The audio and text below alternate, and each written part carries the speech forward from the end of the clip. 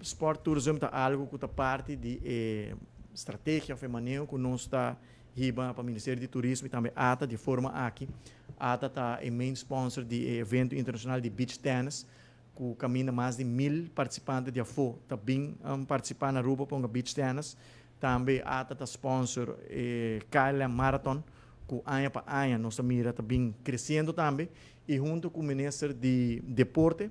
nós apresentamos um conceito novo também, um paquete que a ATA está trabalhando as we speak, para assim nós por contribuir em mais eventos internacionais deportivos, que está trazendo um outro tipo de turista também, e voral, em temporada com nota high season, mas de luna de agosto, setembro, outubro, para que durante a temporada aí nós organizar diferentes eventos aqui com um sponsorship relativamente bom, toch nós está aí o return on investment que nós está buscando de candidato de turista que lobo bem Aruba para participar de diferentes